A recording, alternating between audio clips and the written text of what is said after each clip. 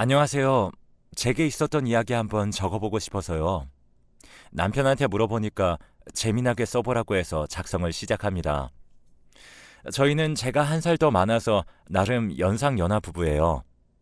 그래봤자 연애 때부터 그냥 동갑인 친구처럼 서로를 대해왔긴 했습니다. 저는 살짝 마당발 스타일이에요.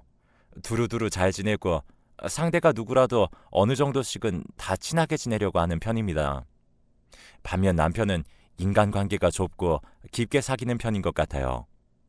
남편에게는 특히 오래된 관계가 4명 있는데요.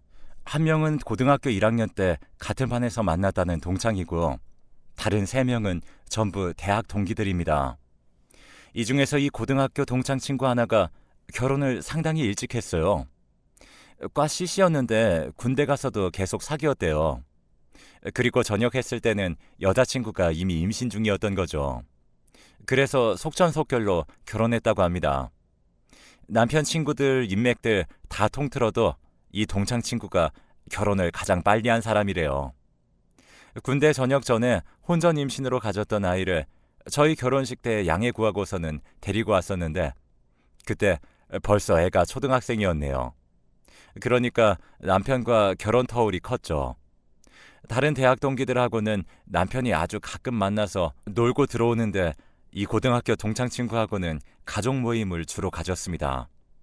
아무래도 아내인 제가 편하게 생각해 주니까 남편이 그랬던 것 같아요. 저는 그 집하고 만나면 되게 좋았어요. 이유가 있었는데, 부인 되는 사람도 또래라서 대화의 결이 잘 통하면서도 아이들 나이는 제각각 달라서 그랬습니다. 그래서 제가 육아 조언을 얻기가 너무 좋았거든요. 그 집이 일찍 나와서 저희 결혼식 때도 참석해 같이 사진을 찍었던 첫째 딸 서윤이, 나중에 낳은 아들인 둘째가 서준인데요. 저희 집도 마침 아이 둘이 딸과 아들입니다. 남편에게는 남동생 둘만 있고 저는 위로 언니 하나가 있어요. 각자 형제 자매만 있는 집에서 자라왔는데, 저희는 남매를 낳아버렸으니 애들 키우면서 생기는 애로사항들을 은근히 그 집에게서 많은 조언을 받아 해결할 수 있었습니다. 결혼 선배이자 육아 선배인 집이었기에 저희 입장에서는 정말 도움을 많이 받았던 것 같아요. 아주 평범한 사무직 맞벌이인 저희 집과는 그 집이 좀 달랐습니다. 그 부부 두 사람 다 사무직 경력은 전무했고요. 그 친구는 원래 인테리어 쪽 일을 오래 하다가 계속 안 풀려서 샤시하는 일로 넘어갔고, 그 친구 아내는 쭉 전업주부로만 살았어요. 그 친구는 인상부터 다부져 보이는 사람이에요. 저희 남편은 부드럽고 유하게 생겼는데, 이 친구는 조금 우락부락한 인상이라 제가 처음 봤을 때 속으로 놀랐던 기억이 선명합니다. 이 둘이 어떻게 베스트 프렌드일 수가 있는지 신기하고 의심스럽기도 했었어요.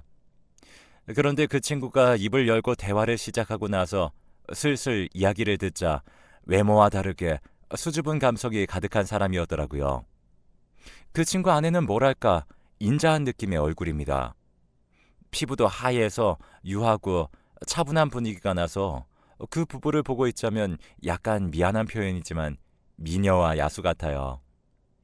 하여튼 저도 꽤 친하게 잘 지냈던 집이었어요. 특히나 저희 남편이 생활하다가 힘들 때 가족인 저한테는 쉽사리 털어놓지 못하고 다른 누군가에게 속내를 밝히고 싶을 때 찾는 사람이 바로 그 친구였습니다. 남편이 사회인으로서 자리 잡고 그 다음으론 가장의 무게를 느끼면서 고단한 당금질을 하는 동안 그 친구의 존재가 많은 도움이 됐던 것 같더라고요. 제가 그걸 몇 번 느꼈어요. 그러다가 저희가 신도시로 이사 가면서 전보다 교류가 많이 끊기게 되었습니다.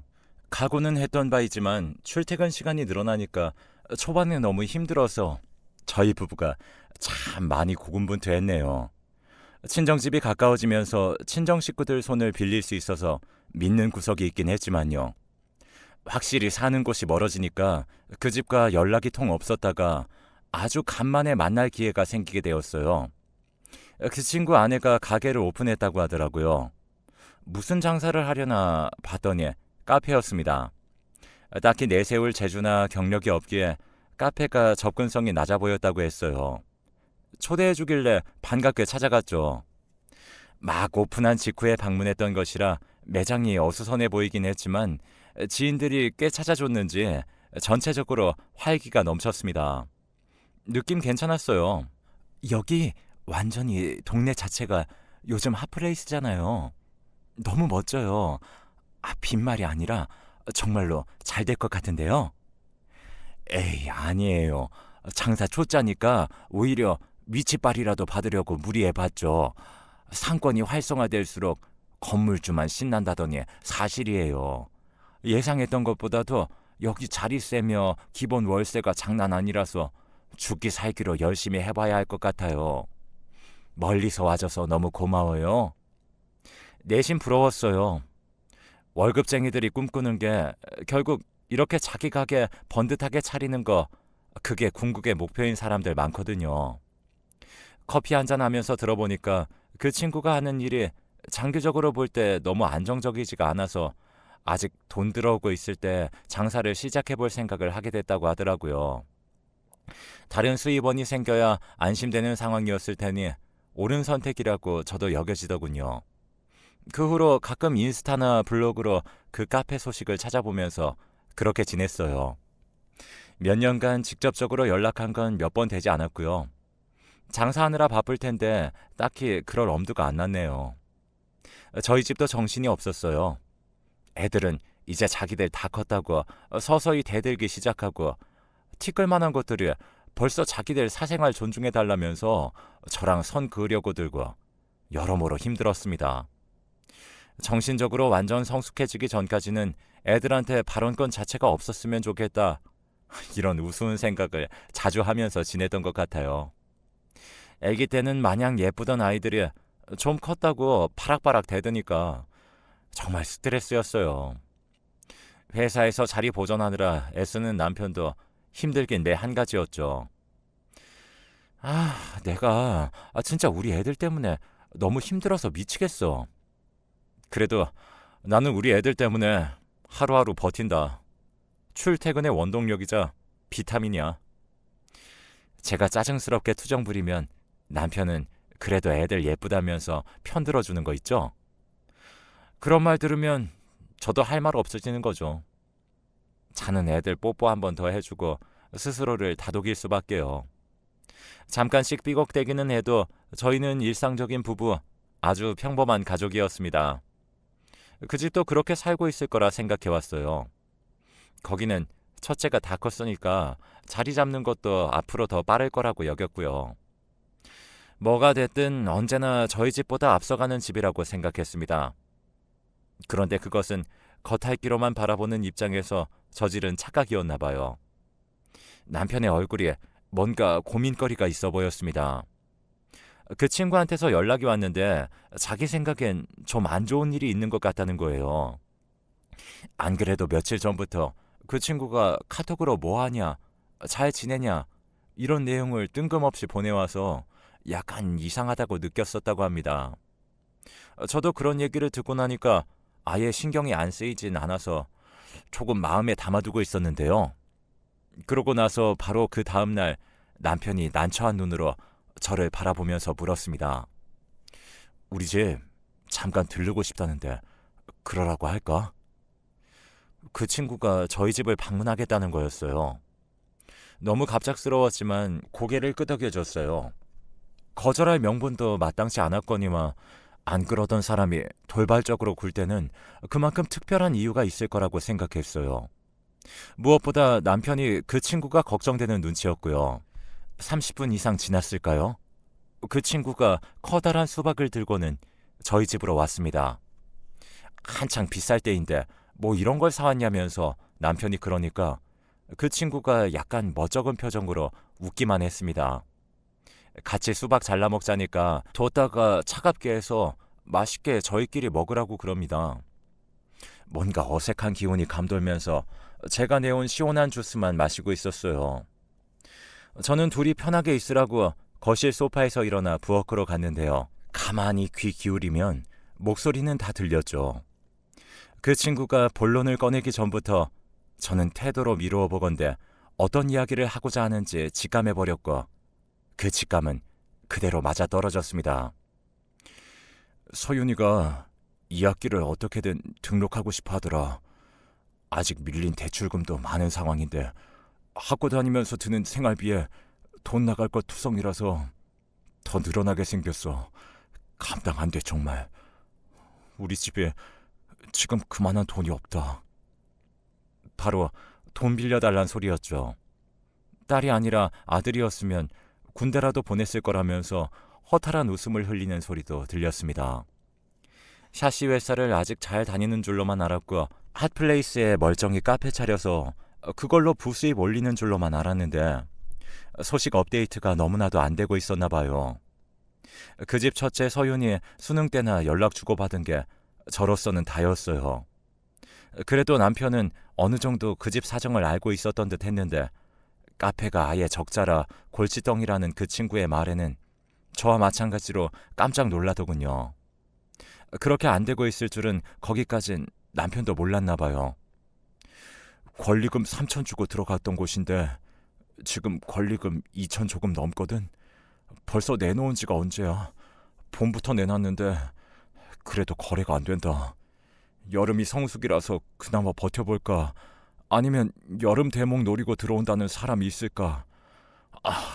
여러 생각으로 지금 고민이 많다. 갚아야 할 돈들이 많은 상황에서 이 가게만이라도 넘기면 숨통이 트일 것 같은데 쉽지가 않네. 카페가 너무 안 되어서 가게 월세조차 못 벌고 있다는 내용은 정말 처참한 것이었어요. 개업하고 처음 5달 빼고는 계속 월세보다도 못 벌고 있었다네요. 그럼 지금까지 적자 운영을 해왔다는 것인데 얼추 계산해봐도 너무 막막한 액수였습니다. 이런 얘기에 너무 염치 없고 그래도 직접 또 얼굴 보고 얘기하면서 부탁하고 싶었어. 그래서 불쑥 찾아와 버렸다. 내가 정말 우리 집 사람이랑 각오하고 작정하고 반드시 갚을 테니까 혹시 1,000만 원만 빌려줄 수 있을까? 그 친구의 떨리는 목소리에 제 심장도 그만큼 떨리는 기분이었습니다. 촉각을 곤두세우고 있는데 남편은 아무런 대답이 없었어요. 그 어떤 말도 섣불리 뱉기가 어려웠겠죠. 집이라도 팔까? 지금 그러고 있는 상황이야. 여차하면 정말로 집 정리하려고. 그러니까 우리가 되는 대로 빨리 갚을 거라고 믿고 그렇게 믿어주고 돈을 빌려줄 수는 없을까? 제가 이 모든 얘기를 다 들어버린 걸 티를 내야 하는지 말아야 하는지 헷갈리고 난감하더라고요. 현관 앞으로 나가면서 인사를 하는데 진짜 표정을 어떻게 지어야 할지 몰라서 힘들었습니다. 남편은 일단 생각해보겠다는 말로 그 친구를 달래다가 배웅하겠다면서 따라 나갔습니다. 그런데 암만 시간이 지나도 안 돌아오더군요. 정말 한참 만에 돌아오길래 뭐야? 왜 이렇게 오래 걸렸어? 라고 냉큼 물었더니 그냥 이런저런 생각 좀 하느라 라며 남편 표정이 많이 안 좋아 보였어요. 그러니 제가 노파심이 안 날 수가 없었죠. 여보, 그 돈 줄 거 아니지? 아무리 그래도 현금 1,000만 원 그거 우리한테 엄청 큰 돈이야. 그럼 나도 알아. 정말이야? 그럼 돈 안 빌려주는 거지? 그래, 알았어. 남편이 대답을 하긴 하는데 어째 마지못해 수긍하는 느낌이랄까요? 그래도 저는 원래 남편이 돈을 빌려줄 사람은 결코 아니었고 그 친구도 자기 살 구멍은 어떻게든 찾을 사람이라고 생각되어서 일단은 안심이었습니다. 그런데 자려고 누운 어두운 저의 시야에 어째 그 친구의 축 처진 어깨가 아른아른거렸습니다. 소득 없이 저희 집을 나섰던 그 뒷모습이 너무나도 초라해 보였었죠. 그게 자꾸 잔상으로 남아서 한참 잠을 못 이루고 생각에 잠겨 있었어요. 문득 어느 순간 제 옆에서 작게 한숨 소리가 들려오더라고요. 옆으로 돌아 누운 채로 진작 잠이 든 줄 알았던 남편이 아직까지 안 자고 있었던 겁니다. 많은 생각으로 머릿속이 복잡했을 거예요. 그날 자면서도 내내 마음이 편치 않았던 것 같네요. 다음 날 은근슬쩍 남편에게 물어보았습니다. 혹시 연락 오거나 그러진 않았어?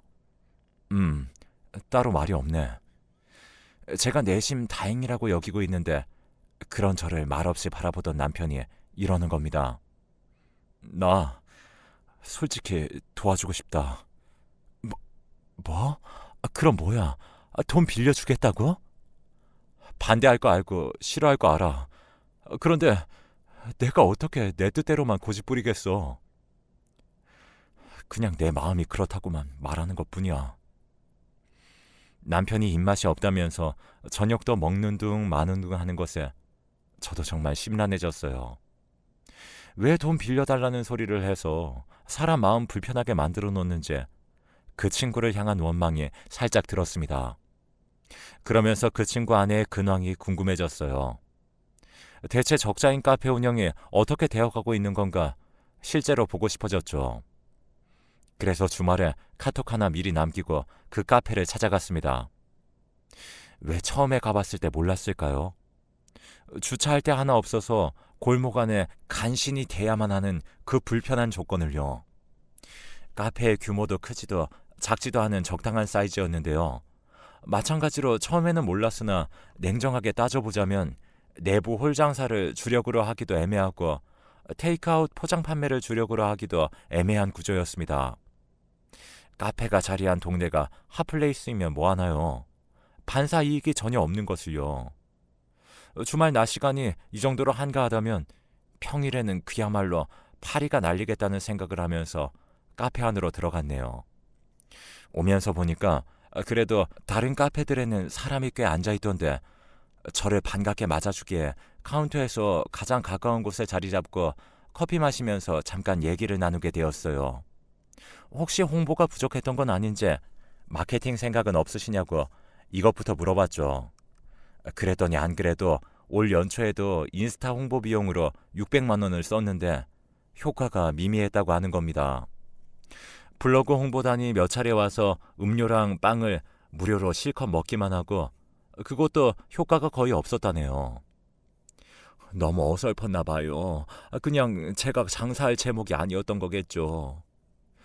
그 친구와 아내가 씁쓸하게 얘기하는 것을 들으면서 가슴이 아팠습니다.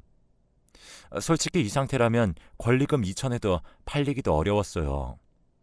방학이라 평일에는 첫째 서윤이가 가게를 봐주고 있다는 말에 속으로 뜨끔했습니다. 서윤이 등록금 걱정을 들어버렸으니까요. 제가 갑자기 입을 앙 다물고 커피만 마시기 시작하자 그 친구 아내도 짐작되는 바가 있었는지 미소를 짓더군요. 그이가 찾아가서 부탁드린 거 저도 알고 있어요. 지금 2억 2,500에 내려서 내놓기로 한 상태예요. 이거 팔리면 좀 낫겠죠. 그러니까 저 괜찮습니다. 신경 안 쓰셔도 돼요. 하지만 보기엔 전혀 안 괜찮아 보여서 대충 이야기 마무리하고 나오는데 계속 신경이 쓰였습니다. 주말 내내 애들 놀아주는 모습에 평소랑은 다르게 어딘가 퀭해 보이는 남편을 보면서 저도 마음을 굳히게 되었죠. 나설 때 나서고 지를 때 지르면서 사는 게 낫겠더라고요. 제 허락이 떨어지자마자 남편은 그 친구에게 전화를 걸었습니다. 내가 서윤이 걸음마 떼기 전부터 봤던 사람이야. 그런데 보니까 돈 쓸 일 많은 대학생 됐는데도 내가 용돈을 제대로 준 적이 없었다고. 다른 건 몰라도 용돈 정산은 한번 하고 넘어가야 할 것 같아서 네 부탁대로 도움은 못 줘도 용돈 안 주는 삼촌으로 남고 싶진 않아. 너 계좌 그곳으로 보내주면 되지? 이거 서윤이 용돈이니까 삥땅 치면 안 된다. 그리고 나서 금세 돈을 붙여준 모양이었어요. 애들 숙제 봐주고 나서 남편을 보니까 입꼬리가 실룩거리고 있더라고요. 아니, 그 표정 뭐야? 설마 벌써 돈 보냈어? 바로 이체해버렸다. 못 살아. 진짜. 근데 잘했어. 마음 돌려줘서 고마워. 그리고 내가 미안해. 뭘 이제 와서. 됐어. 좀 있다가 그 친구한테 전화가 왔어요. 흐느끼며 우는 소리가 들려오더군요. 정말 고맙다는 말을 연신하면서 콧물 먹는 소리가 계속 들려오는데 이미 보내버린 돈을 어쩔 수 없으니 그 집이 요긴하게 잘 썼으면 좋겠다고 생각했습니다. 그런데 제 허락하에 그 친구에게 돈을 빌려준 이후 남편이 제 눈치를 살살 보더라고요. 사실상 언제 갚을지 기약이 없는 상태였으니 저희로선 어떻게든 1,000만 원을 잃은 셈이나 마찬가지라고 할 수 있었으니까요. 남편은 가시방석이었는지 그 친구나 돈 얘기가 나올 때마다 낯빛이 질리곤 했었네요. 그래서 제가 우리 그냥 그 돈 없어진 거라 생각하고 지내자고 먼저 그랬습니다. 절대 그 친구에게 돈 갚으라고 독촉할 수 없었던 남편이 저에게 고마워하며 반색했죠. 저는 솔직히 속으로 일련의 사태에 대해 욕하고 있었어요. 괜히 나약해져서 돈을 빌려줬다며 내적으로 그 후회를 수십 번은 더 했었습니다. 그러기를 몇 달 그 집으로부터 먼저 연락이 왔어요.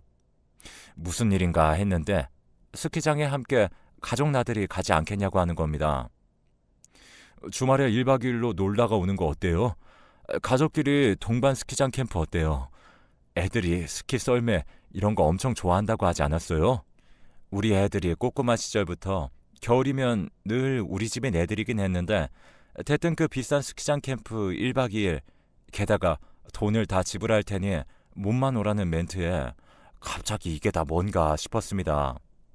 그런데 남편이 휴대폰을 확인하고는 눈이 휘둥그레져서 저한테 화면을 보여줬는데요.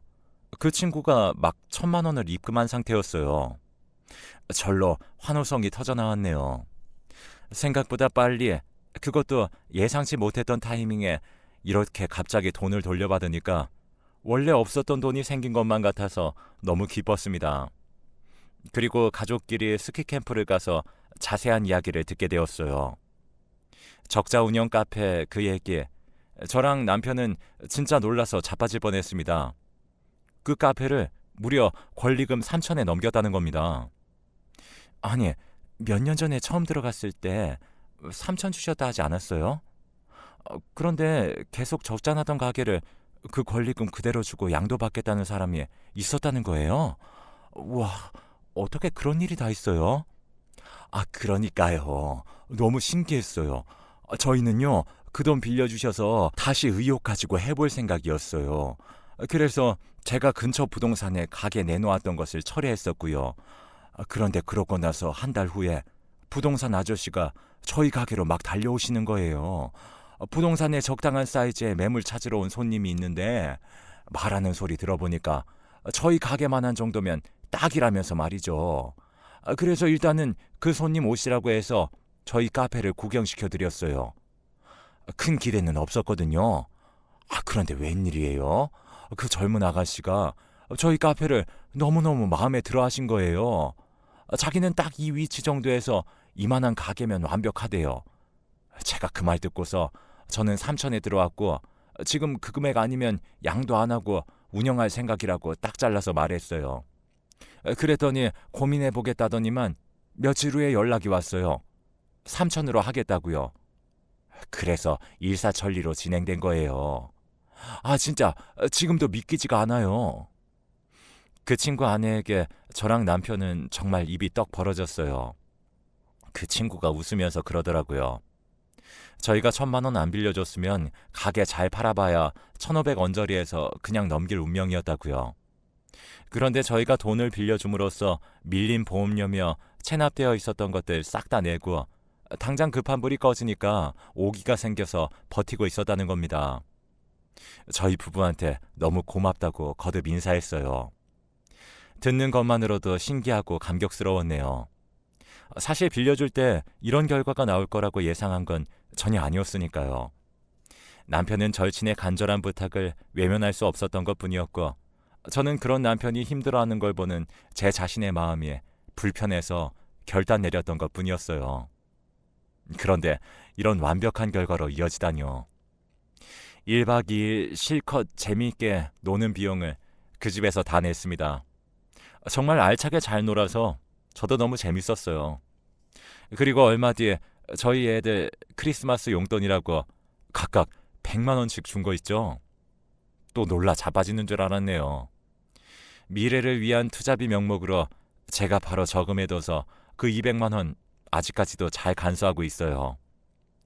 이렇게 통큰 용돈 투척이라니 은혜를 아는 그 친구 부부의 진실된 마음에 저희 부부 또한 감사함을 느꼈습니다. 그리고 나서 새해 코로나 사태가 발발하게 되었죠. 정말 간발의 차로 가게를 양도하게 되었다면서 그 친구가 또 고맙다고 거듭 인사하였습니다. 가뜩이나 처참한 실적의 카페인데 코로나까지 겹쳤다면 그야말로 초토화되었을 게 뻔하다고 하면서 가슴을 쓸어내리더라고요. 저희가 이제 그만하라고 이제 됐다고 하는데도 얼마나 은혜를 갚으려 드는지 모릅니다. 두고두고 고맙다고 하는 그 친구와 남편은 그 이전보다도 훨씬 더 돈독하게 잘 지내고 있어요. 돈 문제로 엮였던 관계인데 오히려 그 일 이후로 잘 지내게 된 것이 정말 신기할 따름이에요. 집안의 가장으로서 많은 것을 짊어지고 저희를 찾아와 돈을 빌려달라고 한 그 친구의 용기에, 그리고 결코 헛되게 돈을 날릴 사람이 아니라면서 지난날 쌓아온 우정을 저버리지 않고 손을 내밀어준 제 남편이 이뤄낸 값진 우정이죠. 물론 그 손을 내밀 수 있도록 허가증 써준 저의 목도 어느 정도 지분이 있다고 주장하는 바입니다. 그 집은 지금 완전히 새로운 일을 하면서 재도약을 이루어냈어요. 샤시도 장사도 아닌 미지의 영역을 개척했는데요. 이 시국이라는 환경을 이용해서 아주 영리하게 틈새 시장을 파고들었더라고요. 사촌이 땅을 사도 배가 아프다는 말은 저희에게 해당이 안 되는 것 같아요. 그 집이 잘 될수록 뿌듯하고 좋아요. 저희에게 콩고물이 떨어지기 때문만은 아니라는 말씀 드리고 싶네요. 그때의 일로 저는 남편에게도 뭔가 믿음이 더 생겼습니다. 인생 살면서 진정한 내 사람, 진정한 내 편 만나고 만들기가 어디 쉽나요? 단 한 명의 인연도 힘들어요. 나이 들수록 이런 게 힘드니까요.